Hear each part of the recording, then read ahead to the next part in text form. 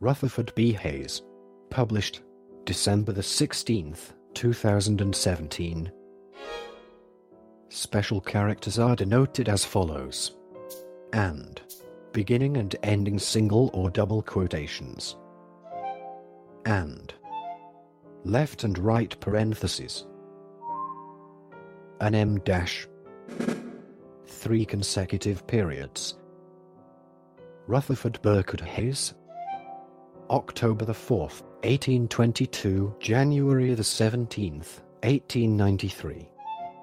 Was an American politician who served as the 19th President of the United States from 1877 to 1881. He assumed the presidency at the end of the Reconstruction era through the Compromise of 1877. In office he ended Army support for Republican state governments in the South, promoted civil service reform, and attempted to reconcile the divisions left over from the Civil War and Reconstruction. Hayes, an attorney in Ohio, was city solicitor of Cincinnati from 1858 to 1861. When the Civil War began, he left a fledgling political career to join the Union Army as an officer. Hayes was wounded 5 times, most seriously at the Battle of South Mountain. He earned a reputation for bravery in combat and was promoted to the rank of brevet major general. After the war, he served in the Congress from 1865 to 1867 as a Republican. Hayes left Congress to run for governor of Ohio and was elected to 2 consecutive terms, from 1868 to 1872, and then to a 3rd term, from 1876 to 1877. In 1876, Hayes was elected president in one of the most contentious elections in national history. He lost the popular vote to Democrat Samuel J. Dolden, but he won an intensely disputed electoral college vote after a congressional commission awarded him 20 contested electoral votes. The result was the Compromise of 1877, in which the Democrats acquiesced to Hayes' election and Hayes withdrew remaining U.S. troops protecting Republican office holders in the South. Hayes believed in meritocratic government, equal treatment without regard to race. He ordered federal troops to crush the Great Railroad Strike of 1877. He implemented modest civil service reforms that laid the groundwork for further reform in the 1880s and 1890s. He vetoed the Bland-Allison Act, which would have put silver money into circulation and raised nominal prices, insisting that maintenance of the gold standard was essential to economic recovery. His policy toward Western Indians anticipated the assimilationist program of the Dawes Act of 1887. Hayes kept his pledge not to run for re-election, retired to his home in Ohio, and became an advocate of social and educational reform. Biographer Ari Hugenboom said his greatest achievement was to restore popular faith in the presidency and to reverse the deterioration of executive power that had set in after Abraham Lincoln's death. Although supporters have praised his commitment to civil service reform and defense of civil rights, Hayes is generally ranked as an average president by historians and scholars. Part 1: Family and Early Life. Part 1: Family and Early Life. Chapter 1: Childhood and Family History. Rutherford Burkett Hayes was born in Delaware, Ohio, on October 4, 1822, the son of Rutherford Hayes, Jr. and Sophia Burkett. Hayes' father, a Vermont storekeeper, took the family to Ohio in 1817. He died 10 weeks before Rutherford's birth. Sophia took charge of the family, bringing up Hayes and his sister, Fanny, the only 2 of their 4 children to survive to adulthood. She never remarried. Sophia's younger brother, Sardis Burkett, lived with the family for a time. He was always close to Hayes and became a father figure to him, contributing to his early education. Through both his father and mother, Hayes was of New England colonial ancestry. His earliest American ancestor emigrated to Connecticut from Scotland in 1625. Hayes' great-grandfather, Ezekiel Hayes, was a militia captain in Connecticut in the American Revolutionary War, but Ezekiel's son, Hayes' grandfather, also named Rutherford, left his Branford home during the war for the relative peace of Vermont.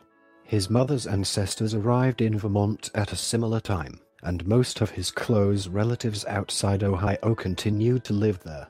John Noyes, an uncle by marriage, had been his father's business partner in Vermont and was later elected to Congress. His first cousin, Mary Jane Meade, was the mother of sculptor Larkin Goldsmith Meade and architect William Rutherford Meade. John Humphrey Noyes, the founder of the Oneida community, was also a first cousin. He became a member of the Sons of the American Revolution based on his descent from Daniel Austin and Elias Burkhead. Part 1. Family and Early Life. Chapter 2. Education and Early Law Career. Hayes attended the common schools in Delaware, Ohio, and enrolled in 1836 at the Methodist Norwalk Seminary in Norwalk, Ohio. He did well at Norwalk, and the following year transferred to the Webb School, a preparatory school in Middletown, Connecticut, where he studied Latin and Ancient Greek. Returning to Ohio, he attended Kenyon College in Gambra in 1838. He enjoyed his time at Kenyon and was successful scholastically. While there, he joined several student societies and became interested in Whig politics. He graduated with highest honors in 1842 and addressed the class as its valedictorian. After briefly reading law in Columbus, Ohio, Hayes moved east to attend Harvard Law School in 1843. Graduating with an LL.B., he was admitted to the Ohio Bar in 1845 and opened his own law office in Lower Sandusky, now Fremont. Business was slow at first, but he gradually attracted a few clients and also represented his uncle Sardis in real estate litigation. In 1847, Hayes became ill with what his doctor thought to be tuberculosis. Thinking a change in climate would help, he considered enlisting in the Mexican-American War, but on his doctor's advice he instead visited family in New England. Returning from there, Hayes and his uncle Sardis made a long journey to Texas, where Hayes visited with Guy M. Bryan, a Kenyon classmate and distant relative. Business remained meager on his return to Lower Sandusky, and Hayes decided to move to Cincinnati. Part 1. Family and Early Life. Chapter 3. Cincinnati Law Practice and Marriage. Hayes moved to Cincinnati in 1850 and opened a law office with John W. Heron, a lawyer from Chillicothe. Later, Heron joined a more established firm and Hayes formed a new partnership with William K. Rogers and Richard M. Corwine. He found business better in Cincinnati and enjoyed the social attractions of the larger city, joining the Cincinnati Literary Society and the Odd Fellows Club. He also attended the Episcopal Church in Cincinnati but did not become a member. Hayes courted his future wife, Lucy Webb, during his time there. His mother had encouraged him to get to know Lucy years earlier, but Hayes had believed she was too young and focused his attention on other women. 4 years later, Hayes began to spend more time with Lucy. They became engaged in 1851 and married on December 30th, 1852, at the house of Lucy's mother. Over the next 5 years, Lucy gave birth to 3 sons. Burkhead Austin, 1853. Webb Cook, 1856. And Rutherford Platt, 1858. Lucy, a Methodist, was a teetotaler and abolitionist. She influenced her husband's views on those issues, although he never formally joined her church. Hayes had been his law practice dealing primarily with commercial issues but won greater prominence in Cincinnati as a criminal defense attorney, defending several people accused of murder. In one case, he used a form of the insanity defense that saved the accused from the gallows. The woman was instead confined to a mental institution. Hayes also defended slaves who had escaped and were accused under the recently enacted Fugitive Slave Act of 1850. As Cincinnati was just across the Ohio River from Kentucky, a slave state, It was a destination for escaping slaves, and many such cases were tried in its courts. A staunch abolitionist, Hayes found his work on behalf of fugitive slaves personally gratifying as well as politically useful, as it raised his profile in the newly formed Republican Party. His political reputation rose with his professional plaudits. Hayes declined the Republican nomination for a judgeship in 1856. 2 years later, some Republicans proposed Hayes to fill a vacancy on the bench, and he considered accepting the appointment until the office of city solicitor also became vacant. The city council elected Hayes as city solicitor to fill the vacancy, and he won a full 2-year term from the voters in April 1859 with a larger majority than other Republicans on the ticket. Part 2. Civil War. Part 2. Civil War. Chapter 1. West Virginia and South Mountain. As the Southern states started to secede after Lincoln's election to the presidency in 1860, Hayes was lukewarm on the idea of a civil war to restore the Union. Considering that the two sides might be irreconcilable, he suggested that the Union let them go. Although Ohio had voted for Lincoln in 1860, the Cincinnati voters turned against the Republican Party after secession. Its residents included many from the South, and they voted for the Democrats and Know-Nothings, who combined to sweep the city elections in April 1861, ejecting Hayes from the city solicitor's office. Returning to private practice, Hayes formed a very brief law partnership with Leopold Mark Bright, lasting 3 days before the war began. After the Confederates had fired on Fort Sumter, Hayes resolved his doubts and joined a volunteer company composed of his literary society friends. That June, Governor William Dennison appointed several of the officers of the volunteer company to positions in the 23rd Regiment of Ohio Volunteer Infantry. Hayes was promoted to major, and his friend and college classmate Stanley Matthews was appointed lieutenant colonel. Joining the regiment as a private was William McKinley, another future president. After a month of training, Hayes and the 23rd Ohio set out for Western Virginia in July 1861 as a part of the Kanawha Division. They passed the next few months out of contact with the enemy until September, when the regiment encountered Confederates at Carnifex Ferry in present-day West Virginia and drove them back. In November, Hayes was promoted to lieutenant colonel, Matthews having been promoted to colonel of another regiment, and led his troops deeper into Western Virginia, where they entered winter quarters. The division resumed its advance the following spring, and Hayes led several raids against the rebel forces, on one of which he sustained a minor injury to his knee. That September, H.S. Regiment was called east to reinforce General John Pope's Army of Virginia at the Second Battle of Bull Run. Although Hayes and his troops did not arrive in time for the battle, they joined the Army of the Potomac as it hurried north to cut off Robert E. Lee's Army of Northern Virginia, which was advancing into Maryland. Marching north, the 23rd was the lead regiment encountering the Confederates at the Battle of South Mountain on September 14th. Hayes led a charge against an entrenched position and was shot through his left arm, fracturing the bone. He had one of his men tie a handkerchief above the wound in an effort to stop the bleeding, and continued to lead his men in the battle. While resting, he ordered his men to meet a flanking attack, but instead his entire command moved backward, leaving Hayes lying in between the lines. Eventually, his men brought Hayes back behind their lines, and he was taken to hospital. The regiment continued on to Antietam, but Hayes was out of action for the rest of the campaign. In October, he was promoted to colonel and assigned to command of the 1st Brigade of the Kanawha Division as a brevet brigadier general. Part 2. Civil War. Chapter 2. Army of the Shenandoah. The division spent the following winter and spring near Charleston, Virginia, present-day West Virginia. Out of contact with the enemy, Hayes saw little action until July 1863, when the division skirmished with John Hunt Morgan's cavalry at the Battle of Buffington Island. Returning to Charleston for the rest of the summer, Hayes spent the fall encouraging the men of the 23rd Ohio to re-enlist, and many did so.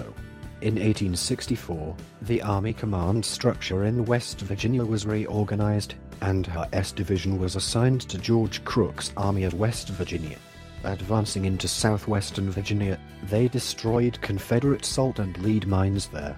On May 9th, they engaged Confederate troops at Cloyd's Mountain, where Hayes and his men charged the enemy entrenchments and drove the rebels from the field. Following the rout, the Union forces destroyed Confederate supplies and again successfully skirmished with the enemy. Hayes and his brigade moved to the Shenandoah Valley for the Valley campaigns of 1864. Crook's corps was attached to Major General David Hunter's Army of the Shenandoah and soon back in contact with Confederate forces, capturing Lexington, Virginia on June 11th. They continued south toward Lynchburg, tearing up railroad track as they advanced. Hunter believed the troops at Lynchburg were too powerful, however, and Hayes and his brigade returned to West Virginia. Hayes thought that Hunter lacked aggression, writing in a letter home that General Crook would have taken Lynchburg. Before the army could make another attempt, Confederate General Jubal Early's raid into Maryland forced their recall to the north. Early's army surprised them at Kernstown on July 24th, where Hayes was slightly wounded by a bullet to the shoulder. Hayes also had a horse shot out from under him, and the army was defeated. Retreating into Maryland, the army was reorganized again, with Major General Philip Sheridan replacing Hunter. By August, Early was retreating up the valley, with Sheridan in pursuit. Her S troops fended off a Confederate assault at Berryville and advanced to Opequon Creek, where they broke the enemy lines and pursued them farther south. They followed up the victory with another at Fisher's Hill on September 22nd, and one more at Cedar Creek on October 19th. At Cedar Creek, Hayes sprained his ankle after being thrown from a horse and was struck in the head by a spent round, which did not cause serious damage. Her S leadership and bravery drew the attention of his superiors, with Ulysses S. Grant later writing of Hayes that his conduct on the field was marked by conspicuous gallantry as well as the display of qualities of a higher order than that of mere personal daring. Cedar Creek marked the end of the campaign. Hayes was promoted to brigadier general in October 1864 and breveted major general. Around this time, Hayes learned of the birth of his son, George Crook Hayes. The army went into winter quarters once more, and in spring 1865 the war quickly came to a close with Lee's surrender to Grant at Appomattox. Hayes visited Washington, D.C. that May and observed the grand review of the armies, after which he and the 23rd Ohio returned to their home state to be mustered out of the service. Part 3. Post-War Politics. Part 3. Post-War Politics. Chapter 1. Congressman. While serving in the Army of the Shenandoah in 1864, Hayes was nominated by Republicans to run for the House of Representatives from Ohio's 2nd Congressional District. Asked by friends in Cincinnati to leave the Army to campaign, Hayes refused, saying that an officer fit for duty who at this crisis would abandon his post to electioneer for a seat in Congress ought to be scalped. Instead, Hayes wrote several letters to the voters explaining his political positions and was elected by a 2,400-vote majority over the incumbent Democrat Alexander Long. When the 39th Congress assembled in December 1865, Hayes was sworn in as a part of a large Republican majority. Hayes identified with the moderate wing of the party, but was willing to vote with the radicals for the sake of party unity. The major legislative effort of the Congress was the 14th Amendment to the United States Constitution, for which Hayes voted and which passed both houses of Congress in June 1866. Hayes' beliefs were in line with his fellow Republicans on Reconstruction issues, that the South should be restored to the Union, but not without adequate protections for freedmen and other black Southerners. President Andrew Johnson, who succeeded to office following Lincoln's assassination, to the contrary, wanted to readmit the seceded states quickly without first ensuring that they adopted laws protecting the newly freed slaves' civil rights. He also granted pardons to many of the leading former Confederates. Hayes, along with congressional Republicans, disagreed. They worked to reject Johnson's vision of Reconstruction and to pass the Civil Rights Act of 1866. Re-elected in 1866, Hayes returned to the lame duck session to vote for the Tenure of Office Act, which ensured that Johnson could not remove administration officials without the Senate's consent. He also unsuccessfully pressed for a civil service reform bill that attracted the votes of many reform-minded Republicans. Hayes continued to vote with the majority in the 40th Congress on the Reconstruction Acts, but resigned in July 1867 to campaign for governor of Ohio. Part 3. Post-War Politics. Chapter 2. Governor of Ohio. A popular congressman and former Army officer, Hayes was considered by Ohio Republicans to be an excellent standard-bearer for the 1867 election campaign. His political views were more moderate than the Republican Party's platform, although he agreed with the proposed amendment to the Ohio state constitution that would guarantee suffrage to black male Ohioans. His opponent, Allen G. Thurman, made the proposed amendment the centerpiece of the campaign and opposed black suffrage. Both men campaigned vigorously, making speeches across the state, mostly focusing on the suffrage question. The election was mostly a disappointment to Republicans, as the amendment failed to pass and Democrats gained a majority in the state legislature.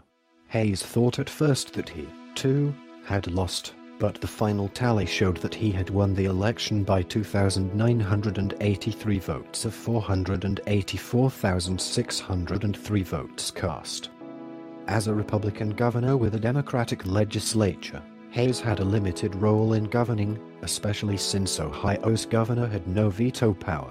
Despite these constraints, Hayes oversaw the establishment of a school for deaf mutes and a reform school for girls. He endorsed the impeachment of President Andrew Johnson and urged his conviction, which failed by one vote in the United States Senate.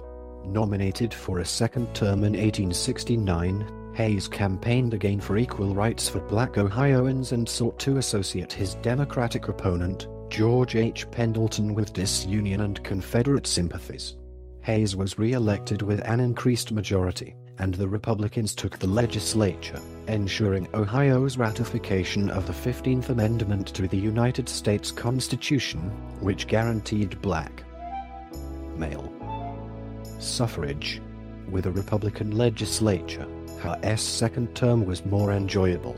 Suffrage was expanded and a state agricultural and mechanical college, later to become the Ohio State University, established. He also proposed a reduction in state taxes and reform of the state prison system. Choosing not to seek re-election, Hayes looked forward to retiring from politics in 1872. Part 3. Post-War Politics. Chapter 3. Private Life and Return to Politics. As Hayes prepared to leave office, several delegations of reform-minded Republicans urged him to run against the incumbent Republican, John Sherman, for United States Senate. Hayes declined the offers, preferring to preserve party unity and retired to private life. Hayes especially looked forward to spending time with his children, two of whom, daughter Fanny and son Scott, had been born in the past 5 years. Initially, Hayes tried to promote railway extensions to his hometown, Fremont. He also managed some real estate he had acquired in Duluth, Minnesota. Not entirely removed from politics, Hayes held out some hope of a cabinet appointment, but was disappointed to receive only an appointment as Assistant U.S. Treasurer at Cincinnati, which he turned down. He agreed to be nominated for his old House seat in 1872 but was not disappointed when he lost the election to Henry B. Banning, a fellow Kenyon College alumnus.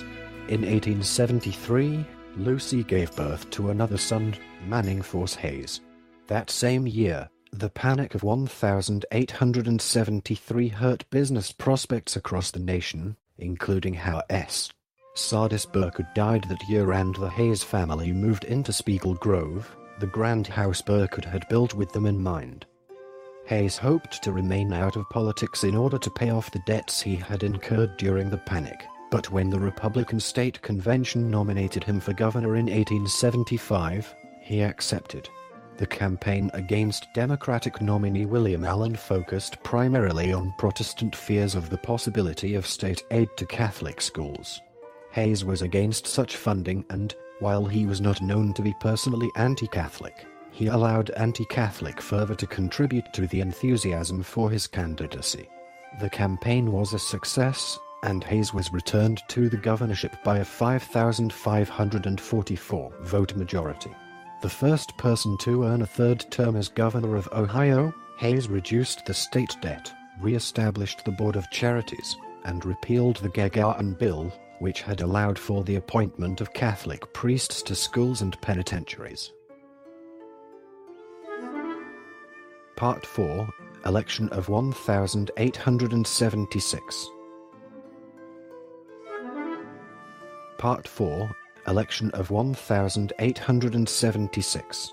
Chapter 1, Republican Nomination and Campaign against Tilden. Howe's success in Ohio immediately elevated him to the top ranks of Republican politicians under consideration for the presidency in 1876. The Ohio delegation to the 1876 Republican National Convention was united behind him, and Senator John Sherman did all in his power to bring Hayes the nomination. In June 1876, the convention assembled with James G. Blaine of Maine as the favorite. Blaine started with a significant lead in the delegate count but could not muster a majority. As he failed to gain votes, the delegates looked elsewhere for a nominee and settled on Hayes on the 7th ballot. The convention then selected Representative William A. Wheeler of New York for vice president, a man about whom Hayes had recently asked, "I am ashamed to say, who is Wheeler?" The Democratic nominee was Samuel J. Tilden, the governor of New York. Tilden was considered a formidable adversary who, like Hayes, had a reputation for honesty. Also like Hayes, Tilden was a hard-money man and supported civil service reform. In accordance with the custom of the time, the campaign was conducted by surrogates, with Hayes and Tilden remaining in their respective hometowns. The poor economic conditions made the party in power unpopular and made Hayes suspect that he might lose the election. Both candidates focused their attention on the swing states of New York and Indiana, as well as the 3 southern states: Louisiana, South Carolina, and Florida, where Reconstruction governments still barely ruled, amid recurring political violence. The Republicans emphasized the danger of letting Democrats run the nation so soon after Southern Democrats provoked the Civil War and, to a lesser extent, the danger a Democratic administration would pose to the recently won civil rights of Southern blacks. Democrats, for their part, trumpeted Tilden's record of reform and contrasted it with the corruption of the incumbent Grant administration. As the returns were tallied on Election Day, it was clear that the race was close. Democrats had carried most of the South, as well as New York, Indiana, Connecticut, and New Jersey. In the Northeast, an increasing number of immigrants and their descendants voted Democratic. Although Tilden had clearly won the popular vote and claimed 184 electoral votes, Republicans' leaders challenged the results and charged Democrats of fraud and voter intimidation of blacks in Florida, Louisiana, and South Carolina. Republicans realized that if they held the 3 disputed unredeemed southern states together with some of the western states, they would emerge with an electoral college majority. Part 4, Election of 1876. Chapter 2, Disputed 20 Electoral Votes. On November 11th, 3 days after Election Day, Tilden appeared to have won 184 electoral votes, 1 short of a majority. Hayes appeared to have 166 votes, with the 19 votes of Florida, Louisiana, and South Carolina still in doubt. Republicans and Democrats each claimed victory in the three latter states, but the results in those states were rendered uncertain because of fraud by both parties. To further complicate matters, one of the three electors from Oregon, a state Hayes had won, was disqualified, reducing her total to 165 and raising the disputed votes to 20. If either candidate could be awarded the 20 disputed votes, he would be elected president. There was considerable debate about which person or House of Congress was authorized to decide between the competing slates of electors, with the Republican Senate and the Democratic House each claiming priority. By January 1877, with the question still unresolved, Congress and President Grant agreed to submit the matter to a bipartisan electoral commission, which would be authorized to determine the fate of the disputed electoral votes. The commission was to be made up of 5 representatives, 5 senators, and 5 Supreme Court justices. To ensure partisan balance, there would be 7 Democrats and 7 Republicans, with Justice David Davis, an independent respected by both parties, as the 15th member. The balance was upset when Democrats in the Illinois legislature elected Davis to the Senate, hoping to sway his vote. Davis disappointed Democrats by refusing to serve on the commission because of his election to the Senate. As all of the remaining justices were Republicans, Justice Joseph P. Bradley, believed to be the most independent-minded of them, was selected to take Davis's place on the commission. The commission met in February and the 8 Republicans voted to award all 20 electoral votes to Hayes. Democrats were outraged by the result and attempted a filibuster to prevent Congress from accepting the commission's findings. As the March 4th inauguration day neared, Republican and Democratic congressional leaders met at Wormley's Hotel in Washington to negotiate a compromise. Republicans promised concessions in exchange for Democratic acquiescence in the committee's decision. The primary concession Hayes promised would be the withdrawal of federal troops from the South and an acceptance of the election of Democratic governments in the remaining, unredeemed states of the South. The Democrats agreed, and on March 2nd, the filibuster was ended. Hayes was elected, but Reconstruction was finished. On April 3rd, Hayes ordered the Secretary of War George W. McCreary to withdraw all federal troops stationed at the South Carolina State House to their barracks. Finally, on April 20th, Hayes ordered the Secretary of War to send the federal troops stationed at the St. Louis Hotel in New Orleans to Jackson Barracks. Part 5, Presidency 1877 to 1881. Part 5, Presidency Chapter 1, Inauguration. Because March the 4th, 1877 fell on a Sunday, Hayes took the oath of office privately on Saturday, March the 3rd, in the Red Room of the White House, the first president to do so in the Executive Mansion. He took the oath publicly on the following Monday on the East Portico of the United States Capitol.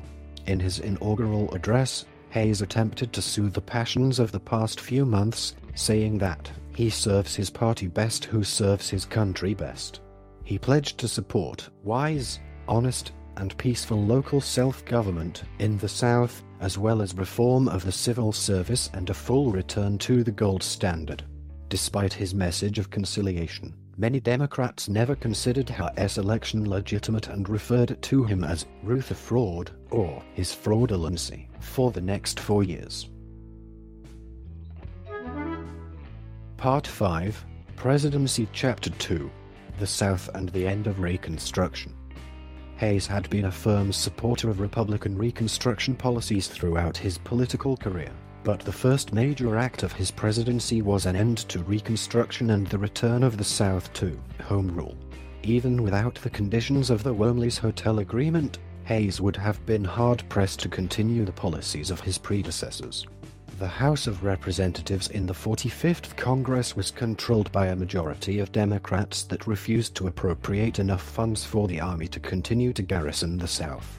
Even among Republicans, devotion to continued military reconstruction was fading in the face of persistent Southern insurgency and violence. Only 2 states were still under Reconstruction's sway when Hayes assumed the presidency and, without troops to enforce the voting rights laws, these soon fell. Hayes' later attempts to protect the rights of Southern blacks were ineffective, as were his attempts to rebuild Republican strength in the South. He did, however, defeat Congress's efforts to curtail federal power to monitor federal elections. Democrats in Congress passed an Army Appropriation Bill in 1879 with a rider that repealed the Enforcement Acts, which had been used to suppress the Ku Klux Klan. Those acts, passed during Reconstruction, made it a crime to prevent someone from voting because of his race.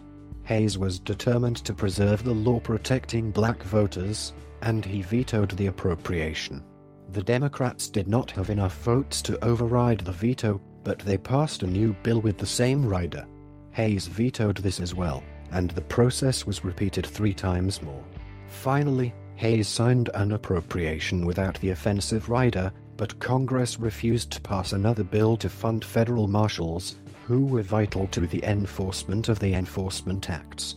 The election laws remained in effect, but the funds to enforce them were curtailed for the time being. Hayes tried to reconcile the social mores of the South with the recently passed civil rights laws by distributing patronage among Southern Democrats. "My task was to wipe out the color line, to abolish sectionalism, to end the war and bring peace," he wrote in his diary.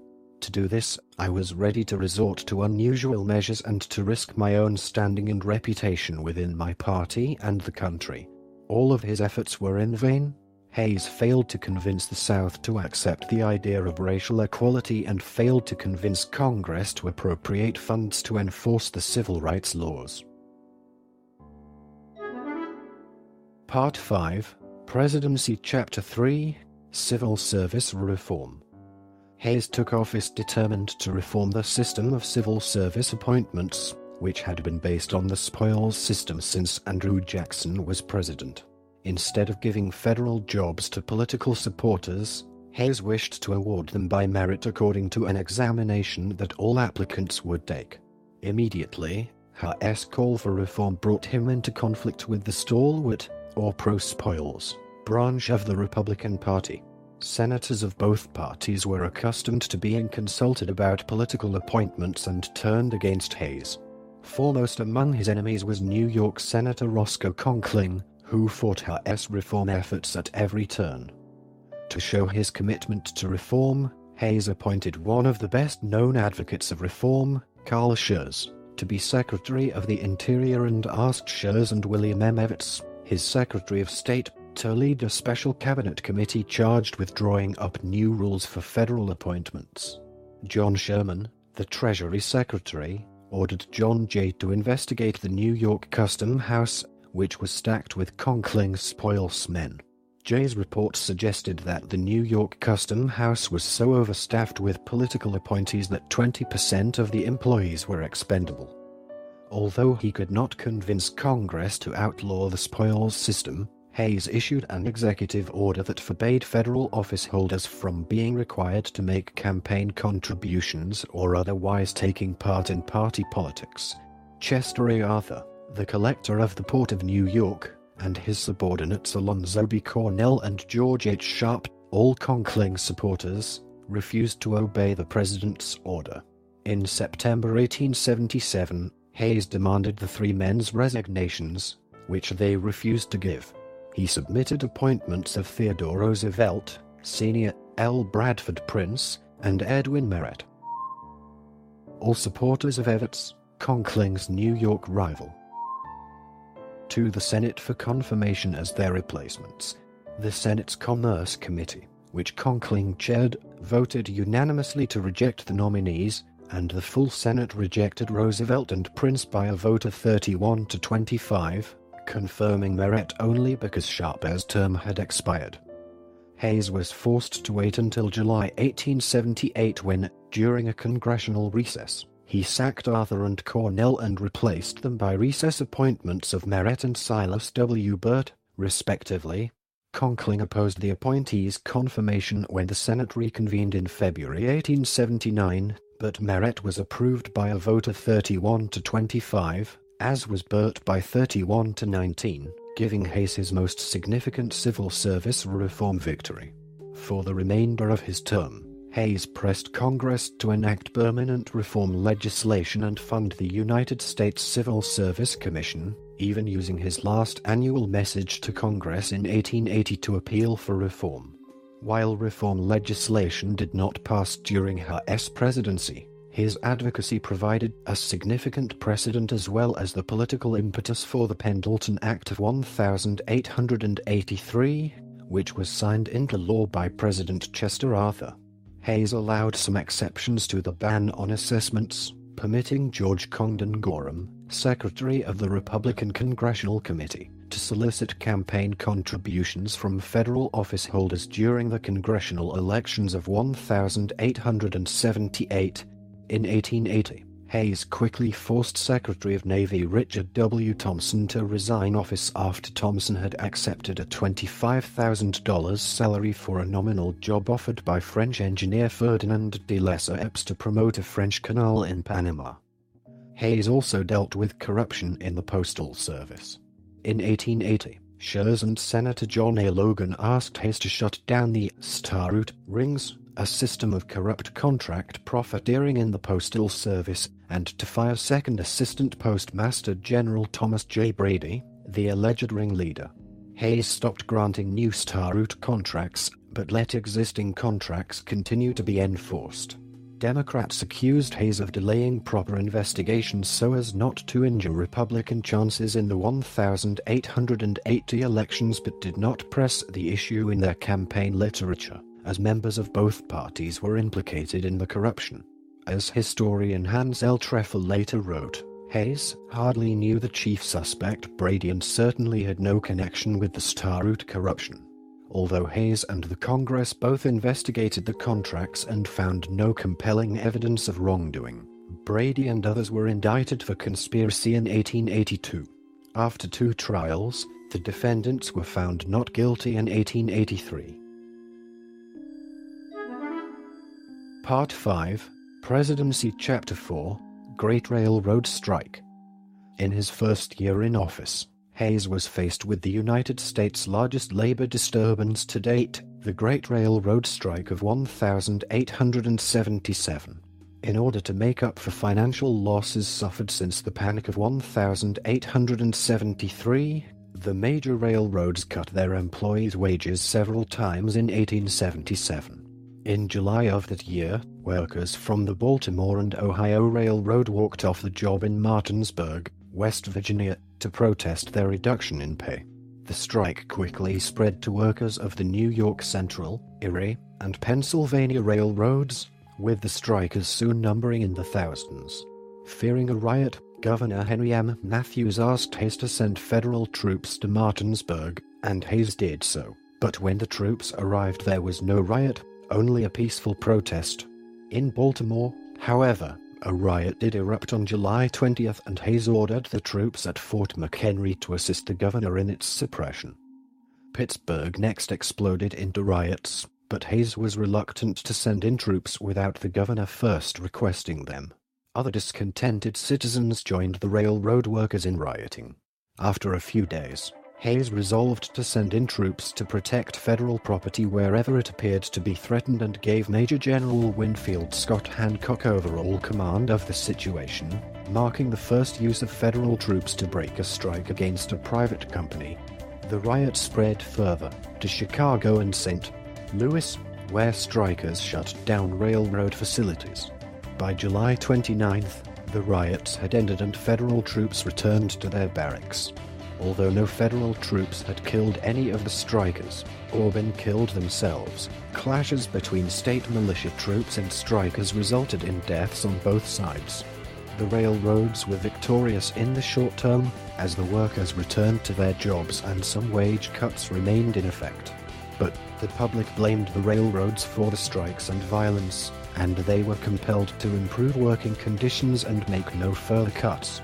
Business leaders praised Hayes, but his own opinion was more equivocal. As he recorded in his diary, "The strikes have been put down by force, but now for the real remedy. Can't something be done by education of strikers? by judicious control of capitalists, by wise general policy to end or diminish the evil. The railroad strikers, as a rule, are good men, sober, intelligent, and industrious. Part 5, Presidency Chapter 5, Currency Debate. Hayes confronted two issues regarding the currency, the first of which was the coinage of silver and its relation to gold. In 1873, the Coinage Act of 1873 stopped the coinage of silver for all coins worth $1 or more, effectively tying the dollar to the value of gold. As a result, the money supply contracted and the effects of the Panic of 1873 grew worse, making it more expensive for debtors to pay debts they had contracted when currency was less valuable. Farmers and laborers, especially, clamored for the return of coinage in both metals, believing the increased money supply would restore wages and property values. Democratic Representative Richard P. Bland of Missouri proposed a bill that would require the United States to coin as much silver as miners could sell the government, thus increasing the money supply and aiding debtors. William B. Allison, a Republican from Iowa, offered an amendment in the Senate limiting the coinage to $2 to $4 million per month, and the resulting Bland-Allison Act passed both houses of Congress in 1878.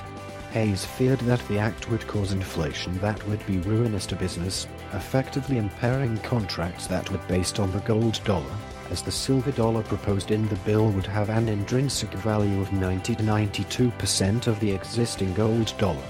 Further, Hayes believed that inflating the currency was an act of dishonesty, saying expediency and justice both demand an honest currency.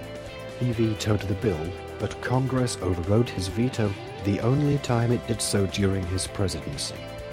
The second issue concerned United States notes, commonly called greenbacks, a form of fiat currency first issued during the Civil War. The government accepted these notes as valid for payment of taxes and tariffs, but unlike ordinary dollars, they were not redeemable in gold. The Specie Payment Resumption Act of 1875 required the Treasury to redeem any outstanding greenbacks in gold, thus retiring them from circulation and restoring a single, gold-backed currency. Sherman agreed with Hayes' favorable opinion of the act, and stockpiled gold in preparation for the exchange of greenbacks for gold. Once the public was confident that they could redeem greenbacks for specie gold. However, few did so. When the act took effect in 1879, only $130,000 out of the $346 million outstanding dollars in greenbacks were actually redeemed. Together with the Bland-Allison Act, the successful specie resumption effected a workable compromise between inflationists and hard money men, and, as the world economy began to improve, agitation for more greenbacks and silver coinage quieted down for the rest of Hayes' term in office. Part 5, Presidency Chapter 6, Foreign Policy.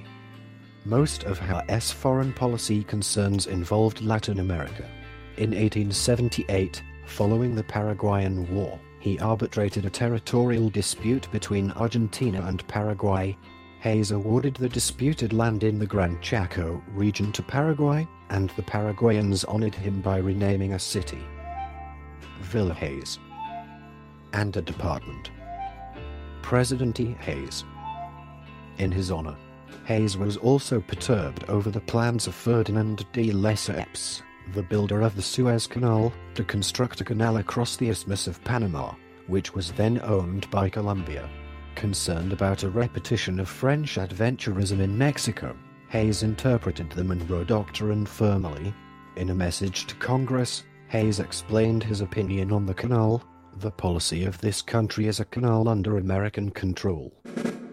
The United States cannot consent to the surrender of this control to any European power or any combination of European powers. The Mexican border also drew Hayes' attention. Throughout the 1870s, lawless bands often crossed the border on raids into Texas. 3 months after taking office, Hayes granted the Army the power to pursue bandits, even if it required crossing into Mexican territory. Porfirio Diaz, the Mexican president, protested the order and sent troops to the border. The situation calmed as Diaz and Hayes agreed to jointly pursue bandits, and Hayes agreed not to allow Mexican revolutionaries to raise armies in the United States. The violence along the border decreased, and in 1880 Hayes revoked the order allowing pursuit into Mexico. Outside of the Western Hemisphere, Hayes' biggest foreign policy concern dealt with China. In 1868, the Senate had ratified the Burlingame Treaty with China, allowing an unrestricted flow of Chinese immigrants into the country. As the economy soured after the Panic of 1873, Chinese immigrants were blamed for depressing workmen's wages. During the Great Railroad Strike of 1877, anti-Chinese riots broke out in San Francisco, and a third party, the Working Man's Party, was formed with an emphasis on stopping Chinese immigration. In response, Congress passed a Chinese Exclusion Act in 1879, abrogating the 1868 treaty. Hayes vetoed the bill, believing that the United States should not abrogate treaties without negotiation.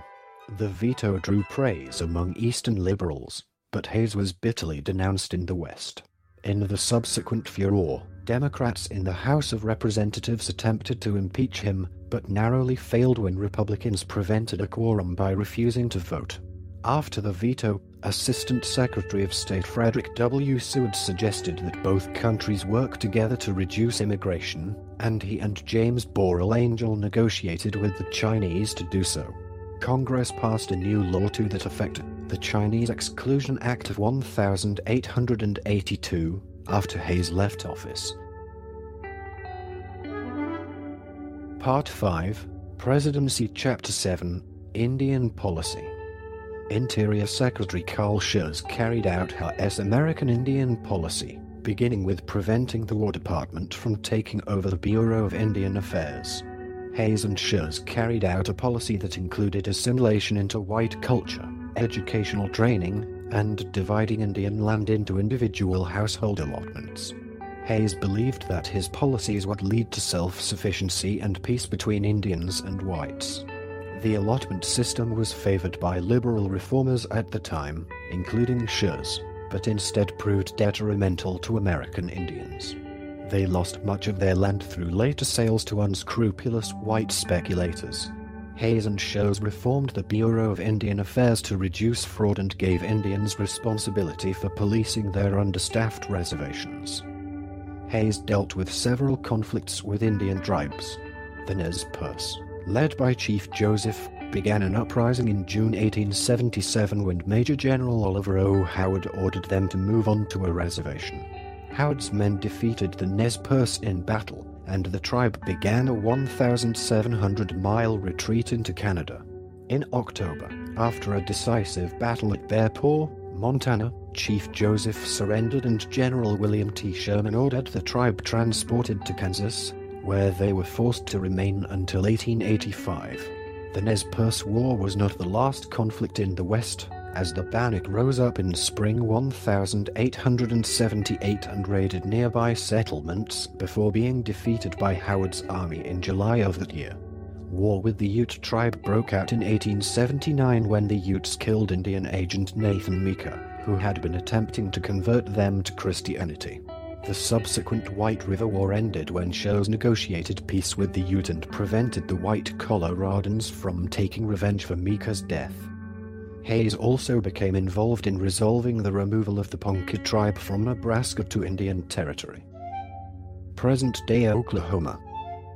Because of a misunderstanding during the Grant administration, the tribe's problems came to Hayes' attention after their chief, Standing Bear, filed a lawsuit to contest Schurz's demand that they stay in Indian Territory.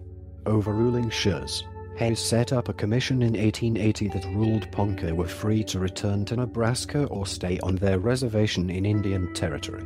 The Ponca were awarded compensation for their land rights, which had been previously granted to the Sioux. In a message to Congress in February 1881, Hayes insisted he would give to these injured people that measure of redress which is required alike by justice and by humanity. Part 5, Presidency Chapter 8, Great Western Tour of 1880.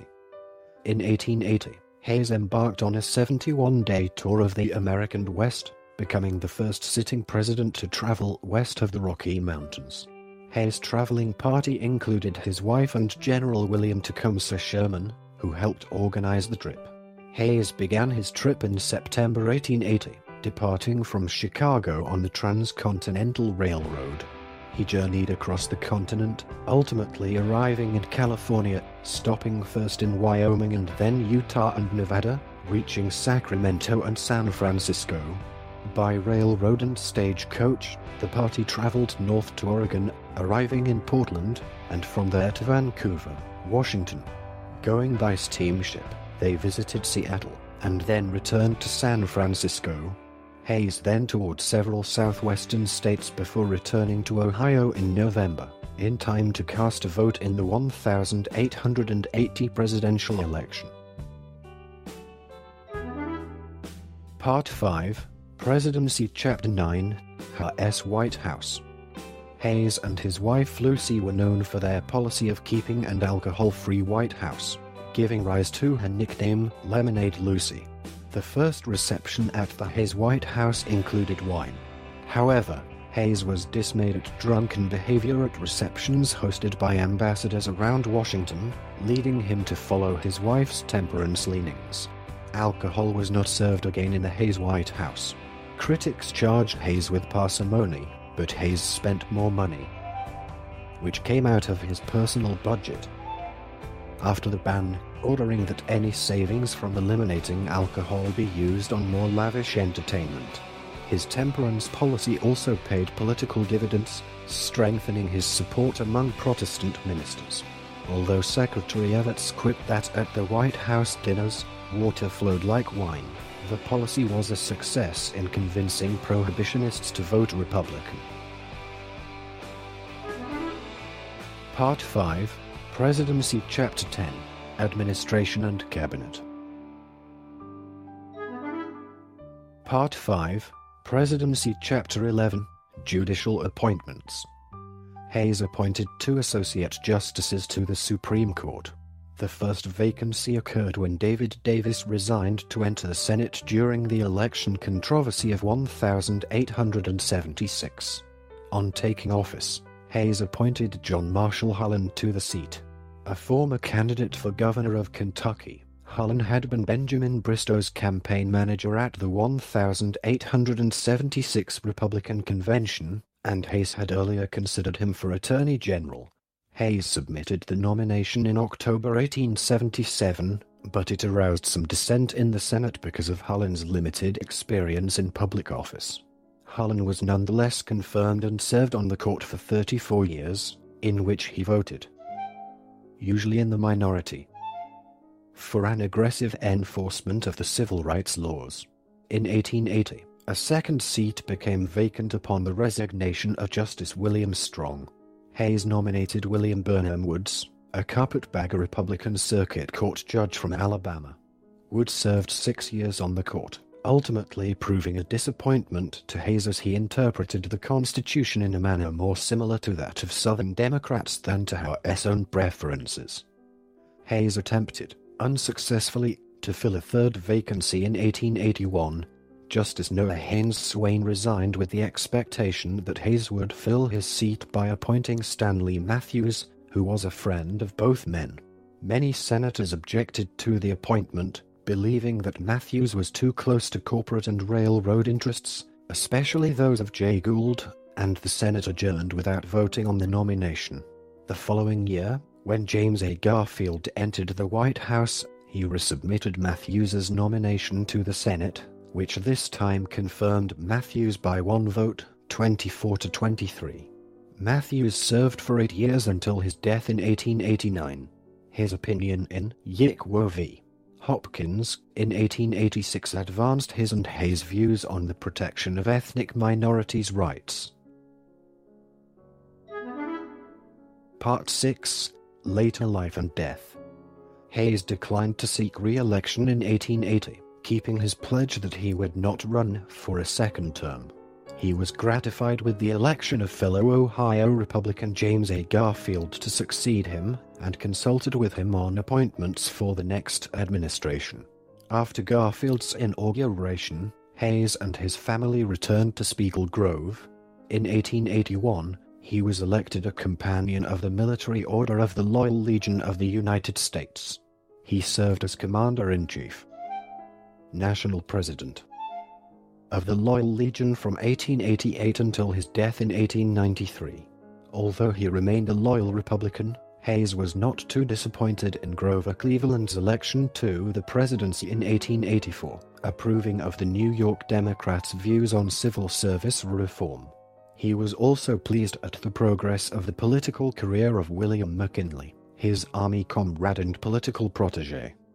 Hayes became an advocate for educational charities, advocating federal education subsidies for all children. He believed that education was the best way to heal the rifts in American society and allow individuals to improve themselves. Hayes was appointed to the Board of Trustees of the Ohio State University, the school he helped found during his time as governor of Ohio, in 1887. He emphasized the need for vocational, as well as academic, education. "I preach the gospel of work," he wrote. "I believe in skilled labor as a part of education." He urged Congress, unsuccessfully, to pass a bill written by Senator Henry W. Blair that would have allowed federal aid for education for the first time. Hayes gave a speech in 1889 encouraging black students to apply for scholarships from the Slater Fund, one of the charities with which he was affiliated. One such student, W.E.B. Du Bois, received a scholarship in 1892. Hayes also advocated better prison conditions.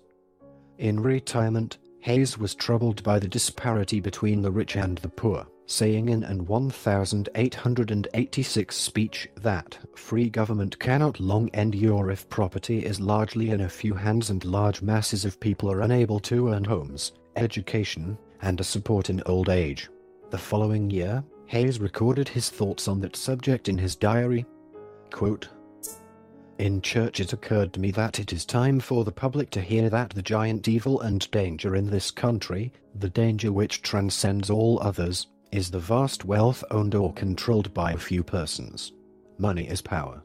In Congress, in state legislatures, in city councils, in the courts, in the political conventions, in the press, in the pulpit, in the circles of the educated and the talented, its influence is growing greater and greater.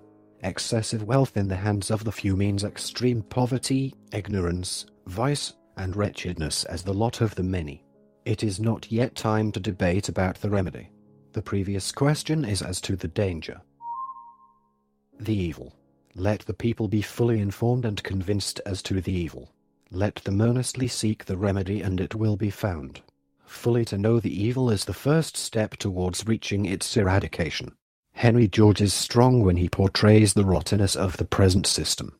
We are, to say the least, not yet ready for his remedy. We may reach and remove the difficulty by changes in the laws regulating corporations, descents of property, wills, trusts, taxation, and a host of other important interests, not omitting lands and other property. Hayes was greatly saddened by his wife's death in 1889. He wrote that the soul had left Spiegel Grove when she died. After Lucy's death, her daughter Fanny became his traveling companion, and he enjoyed visits from his grandchildren. In 1890, he chaired the Lake Mohonk Conference on the Negro Question, a gathering of reformers that met in upstate New York to discuss racial issues. Hayes died of complications of a heart attack at his home on January 17, 1893. His last words were, "I know that I'm going where Lucy is." President-elect Grover Cleveland and Ohio Governor William McKinley led the funeral procession that followed her body until he was interred in Oakwood Cemetery. Part 7. Legacy and Honors. Following the donation of his home to the state of Ohio for the Spiegel Grove State Park, he was reinterred there in 1915. The following year, the Hayes Commemorative Library and Museum, the first presidential library in the United States, was opened on the site, funded by contributions from the state of Ohio and Hayes family. And 1878 dispute between Argentina and Paraguay, which Hayes had arbitrated and decided in favor of Paraguay, giving Paraguay 60% of its current territory, later motivated a province in the region to be named after him, President E. Hayes Province. Capital, Villa Hayes. An official holiday, November 12th, the anniversary of the decision, celebrated in President E. Hayes Province. A local soccer team, President E. Hayes Soccer Club, also known as Los Yankees, based in the national capital, Asuncion, a postage stamp, the design of which was chosen in a contest run by the U.S. Embassy, and even a young girl's wish.